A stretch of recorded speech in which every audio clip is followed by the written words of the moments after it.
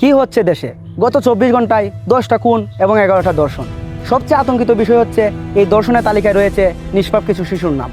রাষ্ট্র কি করছে, প্রশাসনই বা কি করছে? এই দেশে নিরীহ মানুষের জীবনে কি কোনো মূল্য নাই, কোনো সেফটি নাই? সেটি কি আদৌ পারবে এই নিরীহ মানুষগুলোকে ন্যায় বিচার পাইয়ে দিতে? আপনারা এতক্ষণ দেখছিলেন জানোয়ার টিভি। প্রশাসনের কাছে প্রশ্ন রেখে গেলাম আমি আরিফ। আজকের মতো বিদায় নিচ্ছি। আল্লাহ হাফেজ।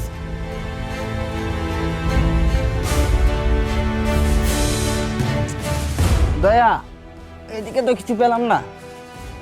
কি মনে হচ্ছে অভিজিৎ, এটা কি কোনো সিরিয়াল কিলারের কাজ, নাকি প্রতিটা কেসই এক একটা বিচ্ছিন্ন ঘটনা? প্রতিটা খুনের ক্ষেত্রে খুনি একই পদ্ধতি ব্যবহার করছে, গলা টিপে।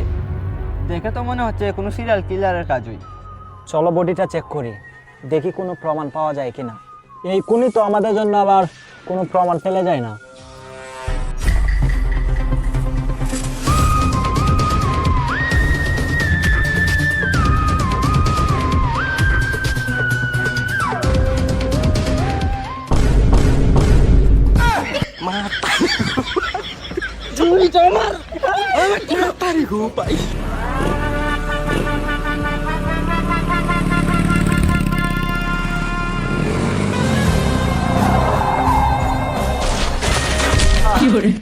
ও ও এই দয়া, অভিজিৎ, তোরা কই? আমার তুল। আমার পা শেষ। আরে উঠেন স্যার। তুল আমারে। আরে স্যার পারেন না বাইক চালাইতে, আবার বাইক নিয়ে আইছেন না? বাদ দাও দয়া, ইনভেস্টিগেশনের কি অবস্থা? স্যার, ক্রাইম সিন দেখে মনে হচ্ছে কোনটা এখানেই করা হয়েছে। আর স্যার, লাশের পকেটে একটা মানিব্যাগ পাইছি। মানিব্যাগটা একদম ফাঁকা ছিল, একটা টাকাও ছিল না। মানিব্যাগ ফাঁকা থাকলে তোরা টাকার জন্য মারামারি করছিলি কেন? স্যার, এটা তো আমার টাকা। চুপ করো দয়া, তোমার থেকে আমি এরকম দায়িত্বজ্ঞানহীন কাণ্ড আশা করি নাই। তুমি জানো এই 5 টাকা নোটে কত বড় প্রমাণ পাওয়া যাবে? 5 টাকা নোটে আবার কিসের প্রমাণ? টাকা তো সব একরকমই। দয়া, অভিজিৎ, লাশটাকে উল্টাও, উল্টায় পুরো বডিটা চেক করো, যাও।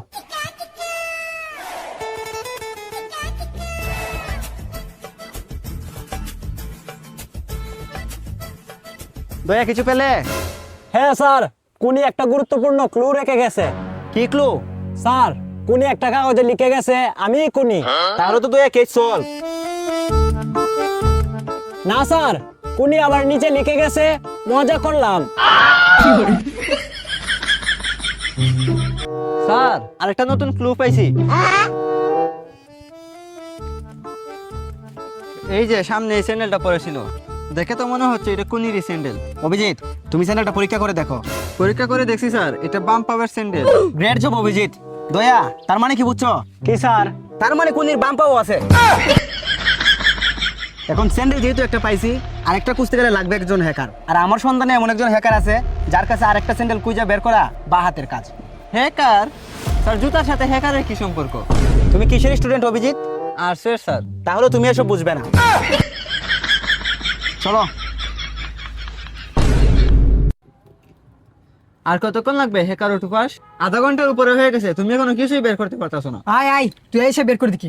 এটা হ্যাকিং, এটা 2 টাকা শেয়ার শাশুড়ের ফেসে ধরে নি না। আরে হ্যাকার, তুমি রাগ করো না, তুমি তোমার কাজ করো। পেয়ে গেছি। ও মাই গড, কি হয়েছে হ্যাকার? আমি তো তার লোকেশন ঠিকই বের করছি, কিন্তু এটা এমন এক জায়গায় আছে যে জায়গায় মানুষ একবার গেলে দ্বিতীয়বার আর ফিরে আসতে পারবে না। আরে হ্যাকার অটুপাস, আমরা সিআইডি অফিসার, আমরা এইসব বই পাই না। তুমি শুধু লোকেশন বের করো। মায়াপুর গ্রামে যে কাউকে জিজ্ঞেস করবেন, একটা ছেলে একটা মেয়েকে যে ভূতে গলা থেকে মাথা আলাদা করছিল, যে কাউকে জিজ্ঞেস করবেন বাড়িটা কোথায়, দেখিয়ে দিবে। স্যার, কিসের একটা বাজে গন্ধ আসতেছে না? না, কিসের গন্ধ? কোনো গন্ধ টন্ধ নাই। স্যার, আপনারা সিআইডি অফিসার, পেনটি হিসু করে দিলেন যে। এই বাড়ির আরো কত কাহিনী আছে, সেইগুলো শুনো তো আপনার পেনটা হাগু করে দিবেন। স্যার, আমার সন্ধানে একজন বাবা আছে, তার চলাফেরা উঠা বসা সবকিছু জিনভূতের সাথে। সে যখন বাথরুমে যায়, বদনাটা পর্যন্ত বুতরে দিয়া নেওয়া। এরকম 10-12টা ভূত বাবার পকেটে থাকে। তাহলে বাবার কাছে চলো দয়া, আমাদের জীবন বাজি রেখে হলেও এই স্যান্ডেলটা উদ্ধার করতে হবে। এইখানে অনেকগুলা নিরীহ মানুষের জীবনের বিষয়, অনেকগুলা নিষ্পাপ শিশুর জীবনের বিষয়। স্যার, আমার একটু হিসু পাইছে। যাও যাও, হিসু করে আসো। বাবা আমাদেরকে বাঁচান বাবা। স্যার, বাবাকে তো হ্যাকার টুপাসের মতো রাখতেছে। এই থাম, হ্যাকার ও টুপাস আমার জমজ ভাই। তোরা আমার কাছে কিসের জন্য আসছস সেটা বল। বাবা আমাদেরকে মায়াপুরের ভুতুরে বাড়িটাতে যেতে হবে। না, এটা অসম্ভব। এই বাড়িতে এখন পর্যন্ত যারা যারা গেছে কেউ জীবিত ফিরে আসতে পারে নাই। তোরাও পারবি না, তোরাও মরবি। বাবা, আমরা বড় বিপদে পড়ে আপনার কাছে আইছি। উনি আমাদের সিআইডি রেসিপি স্যার। দেশের মানুষের জানমাল এখন ওনার হাতে। আমি সব জানি। তোরা একটা স্যান্ডেল খুঁজতাছস, বাম পায়েরটা ফাইছস, ডান পায়েরটা খুঁজতাছস। ওরে বাবারি, বাবা তো দেখি সব জানে। বাবা, আপনি কেমনে জানলেন? আরে বেকু, তোর রেসিপি যে বাম পায়ে স্যান্ডেলের সামনে রাখছে এটাতে অন্ধ দেখবো। বাবা ভুল ত্রুটি মাফ করেন। মায়াপুর গ্রামের সেই ভুতুরি বাড়িটা থেকে আমাদেরকে ডান পায়ের স্যান্ডেলটা উদ্ধার করে দেন। আপনার পকেটে নাকি 10-12টা ভূত থাকে, একটা ভূত ছাইড়া দেন না আমাদের সাথে। এটার ভিতরে 3টে জাতজাল ভূত আছে, এদের মেজাজ খুবই খারাপ। তবে এমনি এমনি তারা কাজ করবে না। জিন ভূতেরও আজকাল রক্ত চুষে না, ক্যাশ টাকা চুষে। কত টাকা লাগবে বাবা? বেশি না, 5015 টাকা দিবি। আর ভূতেদের নাস্তার জন্য 1 প্যাকেট বিড়ি আর একটা কোল্ড ড্রিঙ্কস হলে চলবে। কাজ শেষে জুতা নিয়ে ফিরবে। বাবা এত টাকা পাই মুহুল?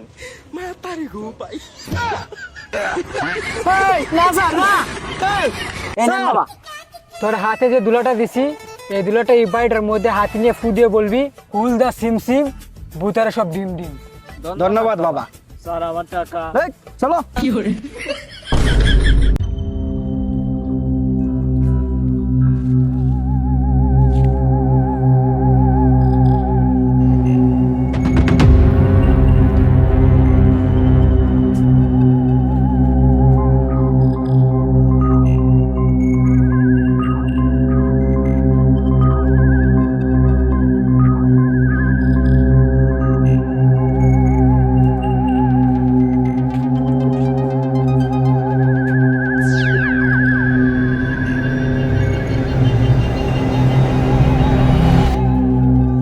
স্যার, চারপাশটা কেমন জানি অন্ধকার।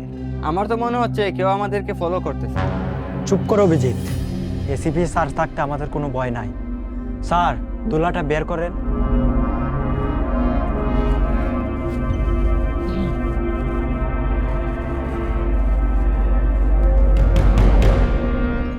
কুল যা সিম সিম, ভূতেরা সব ডিম ডিম।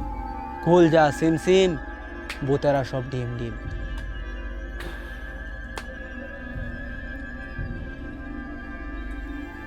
স্যার, ভূত তো আসে না। বাবা মনে হয় ভণ্ড।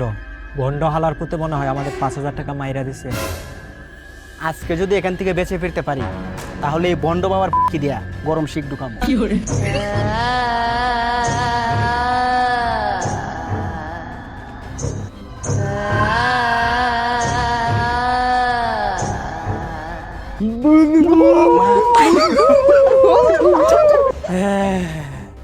কে তোরা? তোরা আমার এলাকায় কেন আসছো? তোদেরকে আমি গোলার টিপে মেরে ফেলবো। ভাই আমরা আপনাকে দৌড়তে আসি নাই, আমরা কোনি কেউ দৌড়তে আসি নাই, আমরা শুধু স্যান্ডেলটা নিতে আসছি। এই দয়া দেখ স্যান্ডেলটা কই। ওই দেখেন স্যার, ভূতের ডান পায়ে একটা স্যান্ডেল। ওইটাই তো আমাদের কুনির স্যান্ডেল। হ্যাঁ রেসিপি, তোর অভিনয় প্রশংসা না করে আমি পারলাম না। তুই নিজেই খুন করে আসছস খুনিরে ধরতে। স্যার, ভূতে গেলে কি বলে? তার মানে সবগুলা কোন আপনি করছেন? যেই মানুষটার কাছে সারা জীবন নৈতিকতা শিখলাম, সেই মানুষটা 10-10টা খুন করে ফেললো। কথা বলেন না কেন স্যার? কিছু তো বলেন। হ্যাঁ হ্যাঁ সবগুলো খুন আমি করেছি। কি বলবো আমি? হ্যাঁ কি বলবো? আমি যেগুলোকে মেরেছি একটাও মানুষ ছিল না, সবগুলো ছিল জানোয়ারের বাচ্চা। ওরা মা বোনদের ইজ্জত নষ্ট করছেই তো। ওরা কয়েকটা নিষ্পাপ বাচ্চাকেও ছাড়ে না। ওদের পরিচয় কোনোদিনও পুরুষ হতে পারে না। ওরা দর্শক। হ্যাঁ আমি জানি, আমি আইন নিজের হাতে তুলে নিয়েছি, এটার জন্য আমার ফাঁসি হবে। কিন্তু এখন আর আমার কোনো আফসোস নাই। তোমরা আমাকে গ্রেফতার করো। কি বলছেন স্যার? আমি তো কিছু শুনি না।